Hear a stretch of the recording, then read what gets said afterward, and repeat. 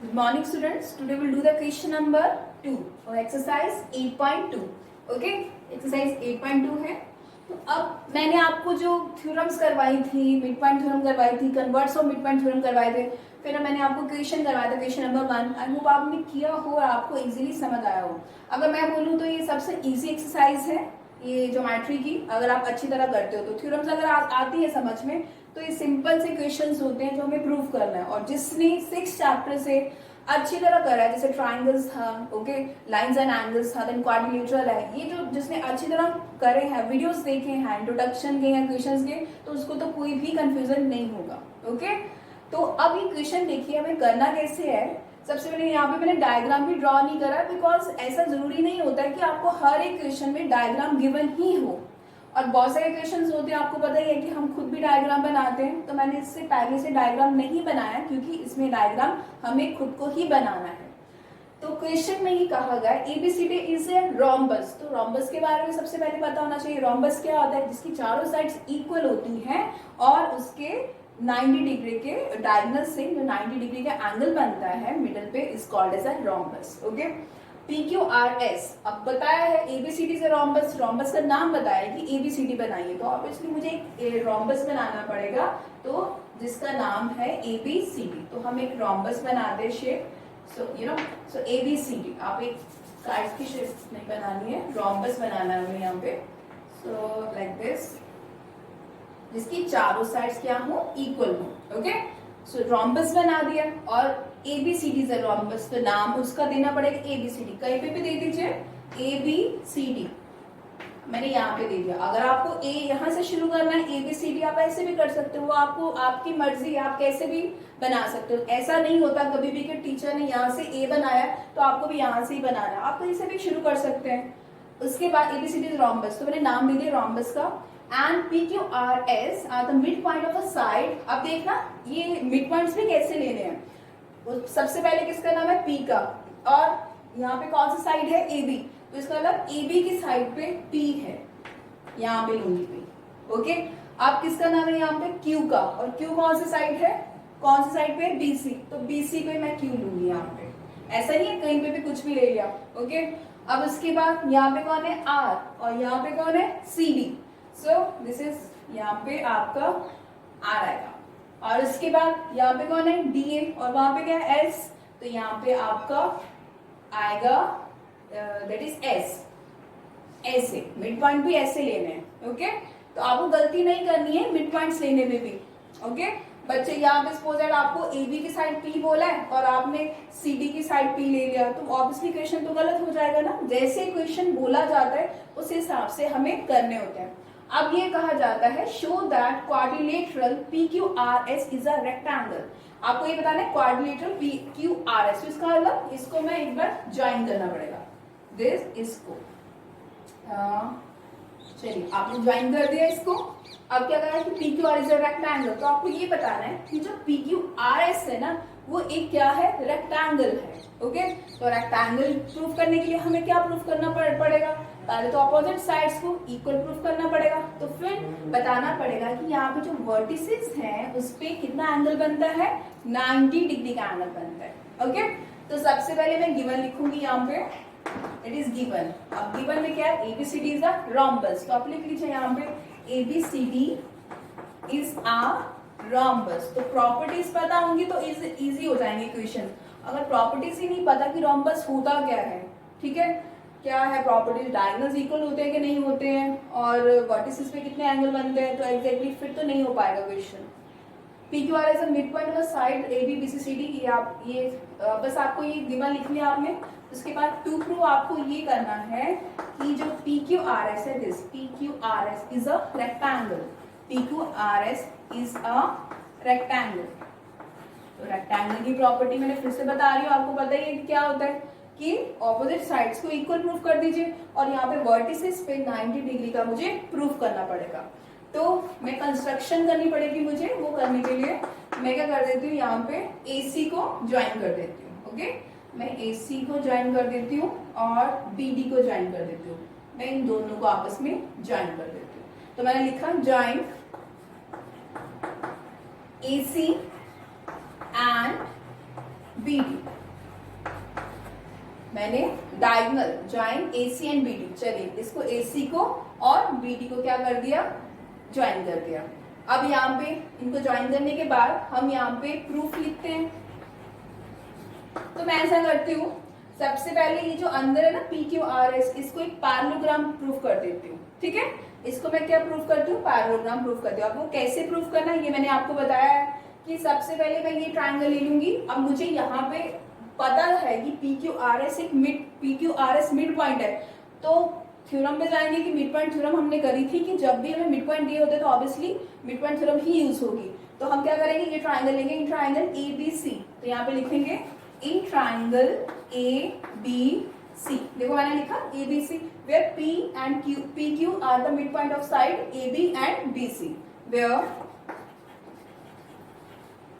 P Q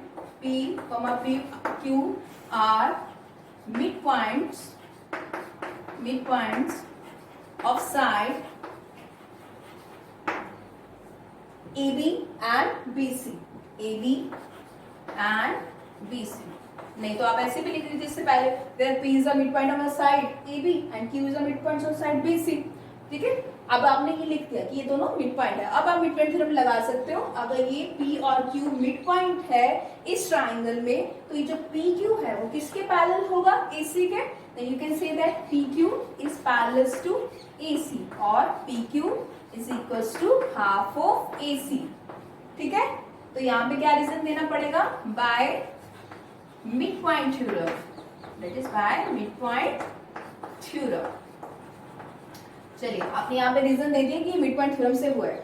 अब उसके और मैंने आपको ये बताया ना कि इसको एक पैरेललोग्राम प्रूफ करते थे कि रेक्टेंगल्स जो होते हैं वो क्या होते हैं, पैरेललोग्राम्स होते हैं। अब यहाँ पे कितना हो गया, एस आर। अब ये ट्रायंगल ले रहे हैं, in triangle A D C. तो यहाँ पे लिखेंगे in triangle A D C. ये ट्रायंगल ले लिया, where S and R are the mid point, where S are mid point of sides. अब एस कौन सी साइड पे है, A D, that is AD and, और R कौन सी साइड पे है, CD, और यहाँ पे आपको CD लिखना पड़ेगा। ओके, अब ये बता दिया आपने मिड पॉइंट है। तो SR जो है दैट इज SR, ये किसके पैरेलल होगा, AC के, और ये जो SR है वो हाफ ऑफ ACB होगा। तो बाय मिड पॉइंट थ्योरम, तो यहाँ पे भी लिखना पड़ेगा बाय मिड पॉइंट थ्योरम। आपने यहाँ पे लिख दिया।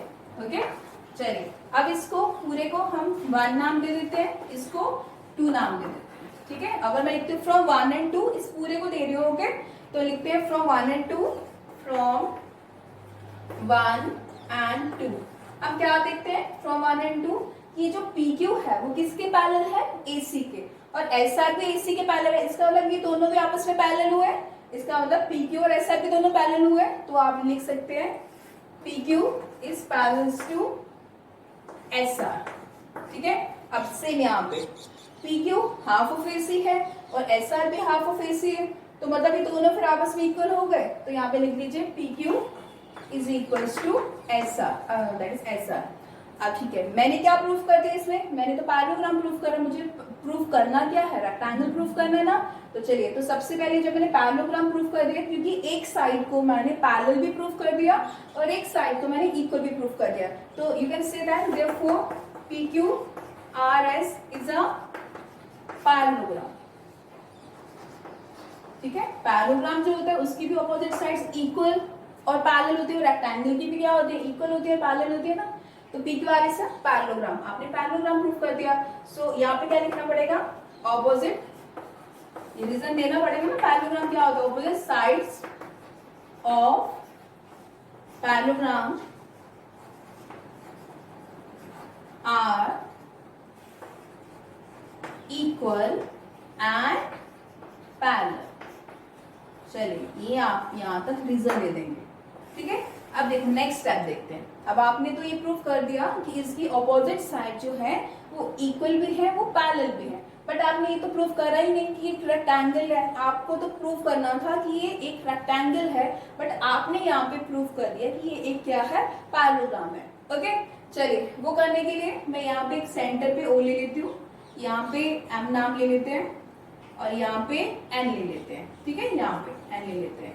ओके, अब देखिए आपको इतना पता है कि ये जो डायगोनल्स है, ये क्वाड्रिलेटरल था, ABCD sorry ABCD is a rhombus. जो रोम्बस के डायगोनल्स है वो यहाँ पे कितने डिग्री का एंगल बनाते हैं, 90 डिग्री का।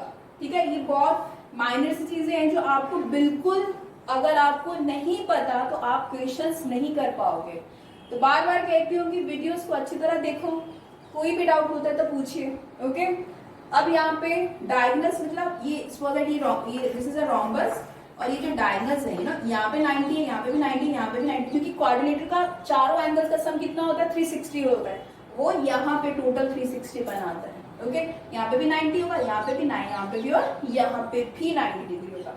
चलिए, तो मैंने क्या करा, यहाँ पे क्या ले लिया मैंने, एक ट्राइंगल का नाम, यहाँ पे तो सेंटर पे ओ लिया और यहाँ पे एन ले लिया, यहाँ पे एम ले लिया, बिकॉज मुझे तो 90 डिग्री के एंगल वर्टिसेस पे प्रूफ करने हैं। अब मैं कहती हूँ कि ये जो ओ एम है वो किसके पैरेलल होगा, एन आर के भी पैरेलल होगा। Therefore O M is parallel to, that is O M is parallel to N R, और ओ एम जो है वो एन आर के पैरेलल होगा, और जो ओ एम भी है वो भी किसके पैरेलल होगा, एन आर के। दैट इज ओ एम, जैसे O N is parallel to M R, यहाँ पे एम आर है, एन नहीं है। ओके, यहाँ पे एम आर है, that is O M is parallel to M R, और O M is parallel to, this is ओ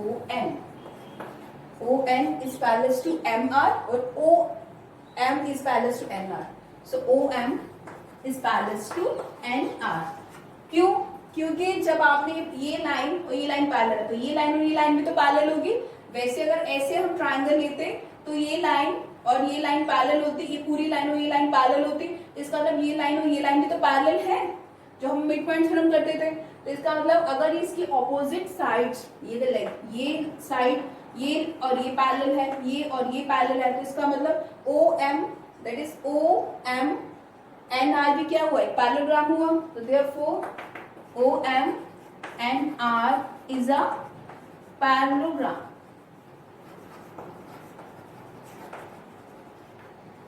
फिर से एक बार थोड़ा बताती हूँ।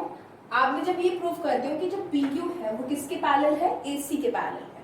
ठीक है, तो इसका मतलब आपका ये और ये लाइन, ये इतना इतना भी तो इसके पैरेलल होगा ना। ठीक है, तो वैसे ही मैंने बता दिया यहाँ पे कि अगर ये और ये, जैसे ये पूरी लाइन इस पूरी के पैरेलल है, तो ये और ये भी तो पैरेलल होंगे, बस वो ही लिखा वहां पे।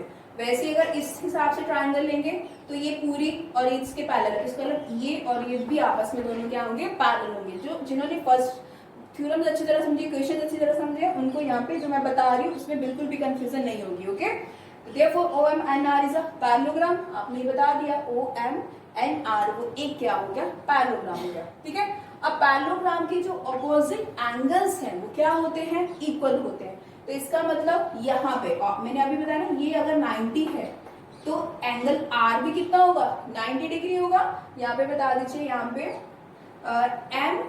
Angle M O N, that is angle M O N is equal to 90 degree ना, क्योंकि अभी बताया यहाँ पे कि ये क्या है, एक रोम्बस के डायगोनल 90 डिग्री पे बाइसेक्ट करते हैं। तो अगर ये 90 डिग्री, आपने इसको एक पैरेललोग्राम कर दिया तो ऑपोजिट एंगल्स इक्वल होंगे। तो एंगल ये कितना हो गया, एम आर एम। ठीक है, तो एंगल या सिंपल एंगल आर लिख दीजिए यहाँ पे, और एंगल आर भी कितना हुआ, 90 डिग्री हो गया। ठीक है, तो आप क्या लिखेंगे, opposite angles are equal in parallelogram. ठीक है, आपने ये लिख दिया कि ये 90 है तो ये भी 90 होगा। अब यहाँ पे ये भी 90 है तो ये भी कितना होगा, 90 डिग्री होगा। सिमिलरली चारों एंगल्स कितने हो गए, 90 डिग्री हो गए। आपने ये भी बता दिया कि ऑपोजिट साइड्स इक्वल हैं, और आपने ये भी बता दिया कि उसके वर्टिसेस पे 90 डिग्री एंगल बन रहा है। तो therefore P Q R S is a rectangle. ठीक है, अगर आपको यहाँ पे लिखना है तो आप एक बार इससे पहले आप यहाँ पे ऐसे लिख सकते हैं, ठीक है। ये लाइन लिखने से पहले यहाँ पे आप लिखेंगे कि P Q is equals to R S, और ये जो पी एस है वो किसके इक्वल हो गया आपका, दैट इज क्यू आर, और angle P is equals to angle Q is equals to angle R is equals to angle S, all are 90 degree. तो आपने बता दिया, तो ये क्या हो गया, रेक्टेंगल हो गया। तो आपको यही प्रूफ करना था कि ये एक रेक्टेंगल है। ओके, आई होप आपको क्वेश्चन अच्छी तरह समझ आया हो। फिर भी बोलती हूँ कि कोई भी डाउट होता है तो एक दो बार वीडियोस को देखिए, बार बार देखिए। अगर फिर भी नहीं समझ आता है तो बिल्कुल मुझे कॉल करिए, तो ताकि आपकी मेरे को भी पता चले कि आपको क्या प्रॉब्लम्स आ रही हैं। ओके, तो और ये जितना भी काम है आपको फेयर कॉपी में करना है, इस टाइप के जितने भी क्वेश्चंस हैं मैं आपके ग्रुप में आपको भेज दूंगी, आप करेंगे। Okay, thank you.